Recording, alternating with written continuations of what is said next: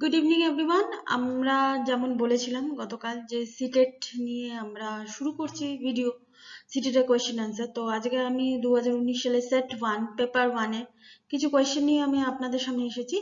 তো আপনারা ওটা একটু দেখে নিলে আপনাদেরই সুবিধা হবে নেক্সট পরীক্ষার জন্য। তো সিটেট এমসিকিউ এটা হচ্ছে part 1। That's I am Sudhanya Sengupta. Let's start the class. এখানে আমরা দেখতে পাচ্ছি যে CTET solve previous years questions paper, that means December 2019 paper 1 set A. তো এখানে প্রথম যেটা কোয়েশ্চেন্স আছে, the most critical period of the acquisition and development of the language development and অ্যাকুইজিশনের সবচেয়ে ক্রিটিক্যাল পিরিয়ডটা কোনটা? দ্যাট ইজ আর্লি চাইল্ডহুড, মানে যখন আমরা ছোট থাকি, মানে 2 বছর থেকে এই 2, 3, 4 এই 3টে বছর, এই সময়টাকে আর্লি চাইল্ডহুড আমরা বলতে পারি। এই 3টে বছর হচ্ছে আপনার অ্যাকুইজিশন, ল্যাঙ্গুয়েজ অ্যাকুইজিশন অ্যান্ড ডেভেলপমেন্টের জন্য খুব ক্রিটিক্যাল, মানে খুবই একটা টাফ এবং চ্যালেঞ্জিং সময়। Which of the following is a stage of moral development proposed by the Lorwen Kolbar? তো এটার আনসার হবে the social contract orientation. So this is the answer, the social contract orientation. এবার আমরা দেখে নেব যে এনার থিওরিটা কি। তো এনার থিওরি হচ্ছে দ্যাট ইজ কোলবার্গ 6 স্টেজ, ওনার স্টেজ আছে avoiding punishment, self interest, good boy attitude, law and order morality, social contract যেটার কথা এই কোয়েশ্চেন্সে বলা হয়েছে, অ্যান্ড প্রিন্সিপাল। কিছু প্রিন্সিপাল থাকতে হয়, সোশ্যাল কন্ট্রাক্ট যেটা আমরা বলি সমাজের সঙ্গে একটা কি বলবো, একটা কমিউনিকেশন, সমাজে কি হচ্ছে, সোসাইটিতে কি হচ্ছে এগুলো সম্বন্ধে জানা। ল অ্যান্ড অর্ডার মোরালিটি একটা থাকে। গুড বয় অ্যাটিটিউড, ওটা তো অবশ্যই। সেলফ ইন্টারেস্ট, নিজের ইন্টারেস্ট থাকতে হবে। অ্যান্ড অ্যাভয়েডিং পানিশমেন্টকে অ্যাভয়েড করা। The next question, during the classroom discussion, the teacher often pays more attention to boys than girls. This is an example of gender bias. অবশ্যই ক্লাসের মধ্যে প্রথমে টিচার ছেলেদেরকে questions করলেন and then মেয়েদেরকে question করলেন। This is the examples of gender bias. বাকিগুলো হবে না, যেমন gender identity, gender relevance, gender constancy, এগুলো নয়। Which of the following is an effective strategy to reduce children gender stereotype and gender role conformity? তো এখানে answer হবে discussion about gender bias. তো এটা হচ্ছে চিলড্রেনদের ওপর একটা জেন্ডার স্টিরিওটাইপ, একটা এফেক্ট আমাদের সমাজের ওপর। যেমন আমরা যখন ছোট থাকি না, তখন আমরা আশপাশ থেকে আমরা অনেক কিছু শুনতে পাই যে ছেলেরা এই করে, মেয়েরা ওই করে, ছেলেদের এটা করা উচিত, মেয়েদের ওটা করা উচিত। তো এইগুলো কি হয় আমাদের মাথার মধ্যে, এগুলো কিন্তু একটা প্লে করে। আমরা কিন্তু ছোটবেলা থেকেই জানি এই কাজটা ছেলেদের, এই কাজটা মেয়েদের। যেমন ছেলেরা কখনো খুব কম ছেলে আছে যারা পুতুল খেলে, বেশিরভাগ মেয়ের কাছে ডল থাকবে। আমরা যেমন কোনো জন্মদিনে গিফট দিতে যাই, কোনো মেয়ের যদি জন্মদিন হয়, বাচ্চা মেয়ে 2-3 বছর কি 4 বছরের মেয়ের যদি জন্মদিন হয়, তাহলে আমরা কি দেবো? নয় একটা টেডি বিয়ার দিলাম, নয়তো একটা ডল দিলাম, এরকম। আর ছেলে হলে কি দেবো? প্লেন, গাড়ি, দেন কিছু বড় বড় খেলনা, পাজলস এর খেলনা, এইগুলো আমরা ছেলেদেরকে দিই। তো এইভাবে কি হয় যে কার কোনটা রোল প্লে হয় না আমাদের সমাজের মধ্যে, ওটা ছোটবেলা থেকেই আমাদের মধ্যে মানে মাথার মধ্যে ঢুকে যায়। কিভাবে ঢুকে যায়? যে এই জেন্ডার বায়াস নিয়ে ডিসকাশন হয় আমাদের আশেপাশে। আমরা যদি একটু খেয়াল করি, আমরা দেখব যে এই জেন্ডার বায়াস নিয়ে কিন্তু ডিসকাশন হয়। Which of the following theorists, while viewing children as active seekers of knowledge, emphasized the influence of the social and the cultural content on their thinking? That is, the answer will be Lev Vygotsky. তো এনার সম্বন্ধে আমরা একটু জেনে নিই। Lev ভয়স্কি কে, কবে মারা গেছেন? রাশিয়ান একজন সাইকোলজিক্যাল থিওরিস্ট উনি ছিলেন। তিনি সোশ্যাল কনস্ট্রাকটিভিজমের ওপর তার থিওরি আছে, ডিফার্স পিজেট থিওরি যেটা আমরা জানি, সেখান থেকে উনি ডিফার্স করেছেন। তার নিজের যে এক্সপিরিয়েন্স আছে সেটা হচ্ছে ট্রায়াল অ্যান্ড এরর মেথড, মানে শিখতে শিখতে, মানে ভুল করতে করতে শেখা। অনেকেই বলেন আগেকার দিনে দাদু ঠাকুমারা বলতেন যে বাচ্চাকে ছেড়ে দাও, ভুল করতে করতেই সে শিখবে। তো this is the trial and error method. এরপর উনি importance of language, culture, social ইন্টারাকশনের উপর উনি বাচ্চাদেরকে জোর দিয়েছিলেন। Then while working of the jigsaw puzzles এর সময় 5 years old Nazma says to herself, নিজেই নিজেকে বলছে যেটা, where is the blue pieces, no not this one, darker one that would go there and make this show. তো এখানে ওয়ার্ডস কি অনুযায়ী this kind of talk, এই ধরনের কথা, কি কথা বললে, মানে এই ধরনের কথাকে যে, এই যে আমি যেমন নিজের মনে বলছি, আমি এখন আপনাদেরকে ক্লাস নিতে নিতে হয়তো আমি পেনটা খুঁজে পাচ্ছি না, আমি বলছি এই পেনটা কোথায় গেল, বা কোনো স্কেচ পেন খুঁজে পাচ্ছি না, এই স্কেচ পেনটা কোথায় গেল। তো এটা আমি নিজের মনে মনে বলছি। এই ধরনের স্পিচকে কি বলা হয়? এটাকে প্রাইভেট স্পিচ বলা হয়। Giving cues of the children and offering support as when need is an examples of, that is scaffolding. Scaffolding কি? Scaffolding হচ্ছে টেম্পোরারিলি কোনো জিনিস যখন ভেঙে পড়ছে, টেম্পোরারিলি আমরা একটা কাঠামো বানিয়ে সেই জিনিসটাকে ধরে রাখা। স্ক্যাফোল্ডিং বিভিন্ন জায়গায় ইউজ হয়। যেমন এখানে যেমন আমরা বিভিন্ন ধরনের স্ট্রাকচার দেখতে পাচ্ছি, স্টেয়ার টাওয়ার, সিঁড়ি দিয়ে ওঠার মতো একটা টাওয়ার, রেনফোর্সমেন্ট স্ক্যাফোল্ডিং হয়, ওয়ার্ক প্ল্যাটফর্ম হয় স্ক্যাফোল্ডিং, অ্যান্ড শোরিং স্ক্যাফোল্ডিং হয়। তো এখানে আমরা 4 ধরনের স্ক্যাফোল্ডিং আমরা দেখতে পাচ্ছি, তবে নর্মালি 8 রকমের হয়। তো স্ক্যাফোল্ডিং মানে মোদ্দা কথা হচ্ছে, মেইন থিং হচ্ছে যে কোনো ধরনের জিনিসকে ভেঙে পড়ার আগে একটা স্ট্রাকচার দিয়ে ওটার কাঠামোটাকে রেডি করে রাখা। দেন প্রত্যেকের তো একটা, যেমন আমাদের শরীরে একটা কাঠামো আছে, আমাদের শরীরের ভিতরে কি আছে? স্কেলিটন আছে। এটাও এক ধরনের তাই স্ক্যাফোল্ডিং এ, কিন্তু এটা টেম্পোরারি। আমাদের শরীরে স্কেলিটন, কিন্তু আমরা বড় হয়ে যাওয়ার পরে স্কেলিটনটা, আমাদের ভেতরে যে স্কেলিটনটা, ওটা স্কেলিটনই থাকে।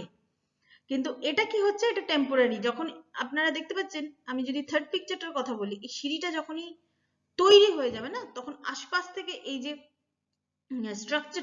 স্ট্রাকচারটা নতুন ভাবে ভরাট হয়ে যাবে। যেমন আমাদের শরীরে স্কেলিটনের আগে ওপরে মাংস, চামড়া, চর্বি, এসব জিনিসগুলো যেরকম থাকে, তো এই স্টেয়ার্সেও ব্যাপারটা সেরকম। আমি 3 নম্বর পিকচারটার কথা বলছি, বাকিগুলো ওরকমই হয়, এরকম ভাবে থাকে না।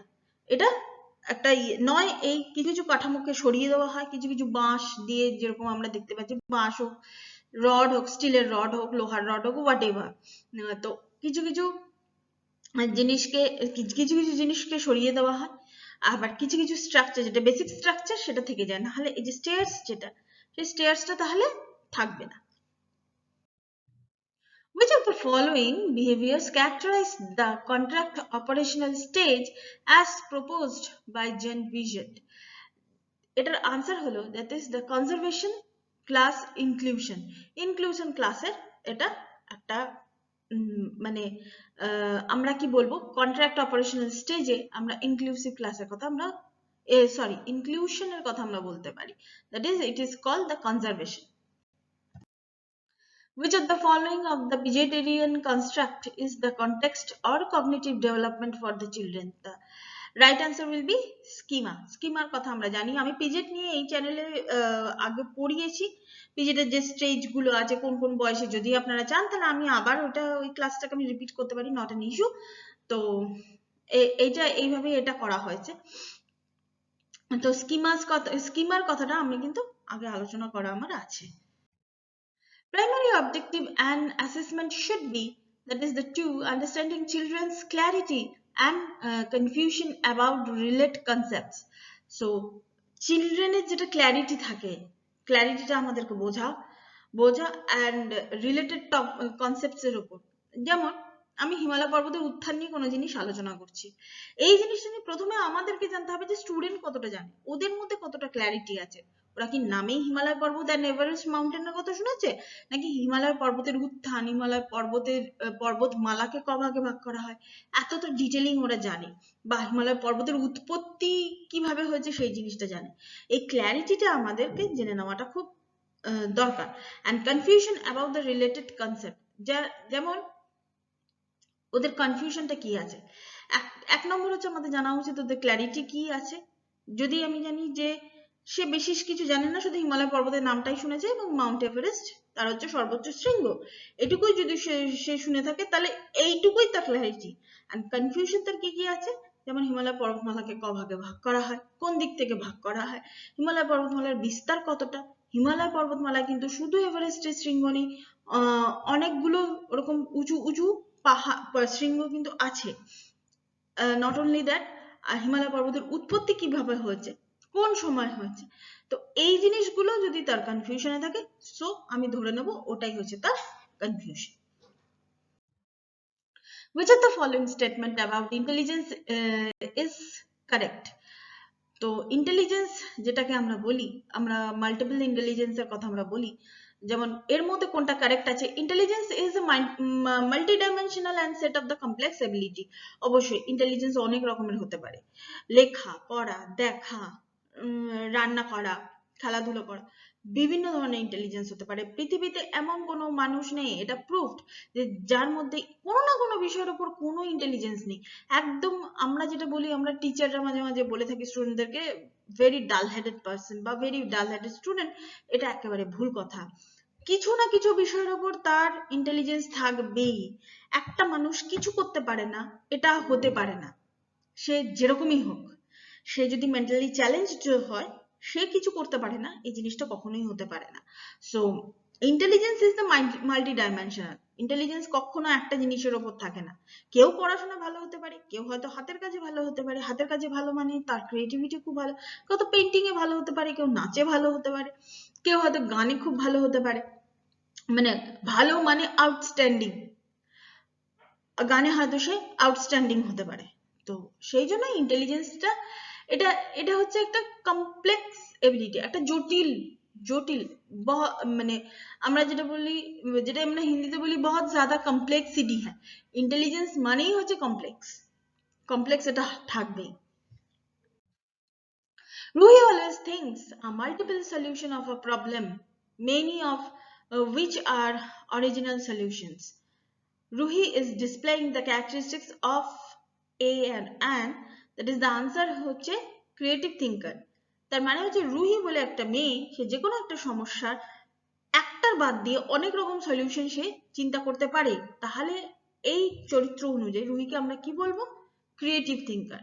ক্রিয়েটিভ থিঙ্কার মানে, যেমন এই ল্যাপটপটাকে আমি কিভাবে বন্ধ করতে পারি সেটা আমি জানি, এই ল্যাপটপটাকে বন্ধ করার 3টে উপায় আছে। আমি কিছু মানুষ থাকে যে একটা উপায় দিয়ে সে কাজ করতে পছন্দ করে, কিন্তু যে মানুষের 3টে উপায় প্রয়োগ করে, খুঁজে খুঁজে খুঁজে খুঁজে যে 3টে উপায় প্রয়োগ করছে, সে হচ্ছে ক্রিয়েটিভ। তার মানে তার জিজ্ঞাসা আছে, সে কোয়েশ্চেন করতে ভালোবাসে। ক্রিয়েটিভিটি মানেই হচ্ছে সে প্রশ্ন করে, তার মাথার মধ্যে হয়তো কোনো জিনিস এসছে, সে প্রশ্ন করেছে, প্রশ্ন করে মেবি সেটা রাইটও হতে পারে, রংও হতে পারে, সে উত্তরটা হতেও পারে, নাও হতে পারে, কিন্তু সে প্রশ্নটা করেছে। ক্রিয়েটিভ থিঙ্কার মানে হচ্ছে তাদের মনের ভেতরে অনেক প্রশ্ন থেকে যায়, এই প্রশ্নটা হচ্ছে ক্রিয়েটিভ থিঙ্কারের লক্ষণ। যারা কোয়েশ্চেন্স করে তাদেরকে অ্যাজ আ টিচার আমাদের বিরক্ত হওয়া উচিত না। হ্যাঁ, এবার আমাদেরকে দেখতে হবে যে কোয়েশ্চেন্সটা সাবজেক্ট রিলেটেড করছে না অবান্তর করছে, সেটা অন্য জিনিস। যদি সে সাবজেক্ট রিলেটেড কোনো কোয়েশ্চেন্স করে থাকে, এটা মানে হচ্ছে তার কৌতূহল। কৌতূহলের আমরা নিরসন অবশ্যই করব, কিন্তু স্টেপ বাই স্টেপ। কিন্তু কোনো টিচারের এটা অধৈর্য হওয়া উচিত নয় যে একটা স্টুডেন্ট যখন কোয়েশ্চেন্স করছে তখন সে বিরক্ত হচ্ছে। In a situation, a less participation of student belonging to a deprived group in teaching learning process, a teacher should, that is, reflects on her own teaching and find ways to improve students involvement. আজকে in the situation less participant, একটা ক্লাসে ধরো আমার ক্লাসে কম লোক আসছে, কম student আসছে, তো তখন আমার কি করা উচিত? as a teacher, তাহলে কি করা উচিত? Reflects on her own teaching. এই আমার যে টিচিং এর যে প্রসেস, সেই প্রসেসটা ইম্প্রোভাইজ করা উচিত।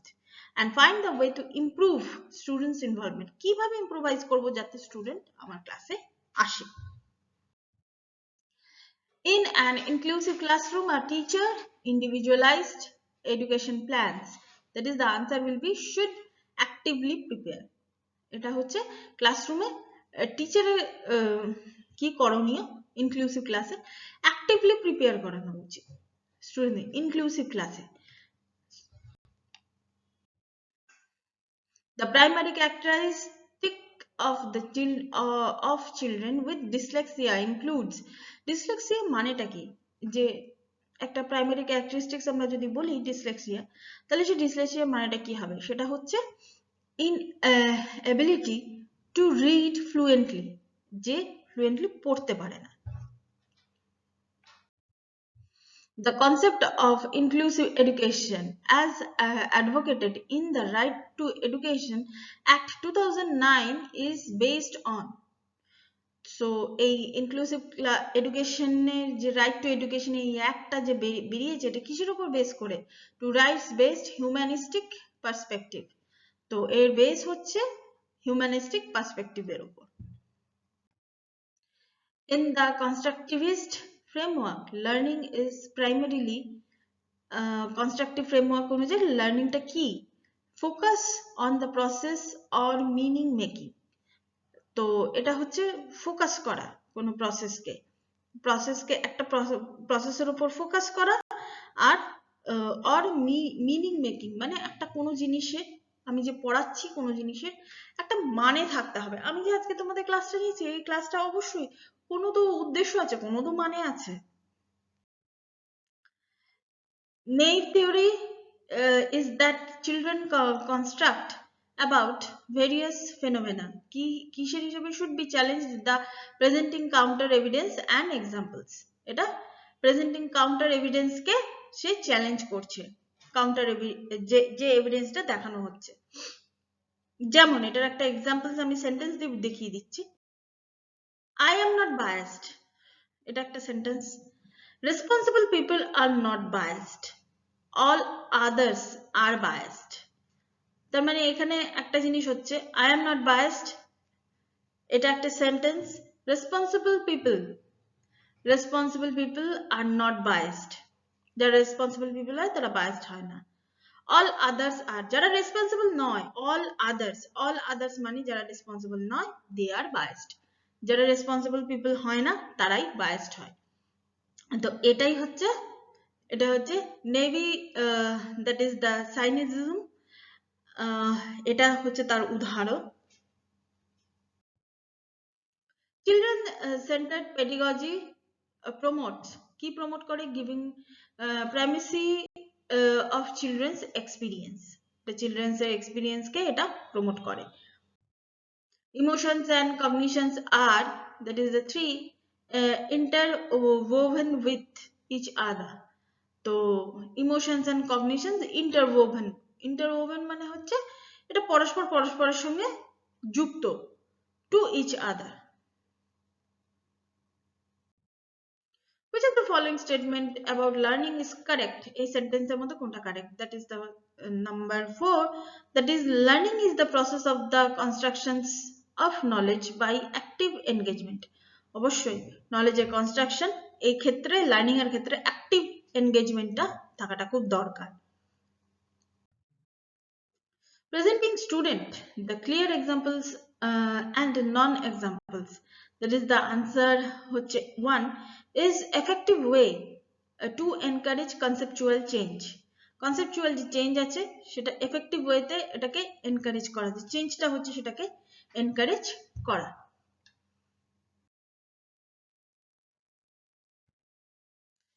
Repeatedly asking children to engage in learning activity either to avoid punishment or gain a reward. So the answer will be decrease children's natural interest and curiosity involved in learning. Decreases.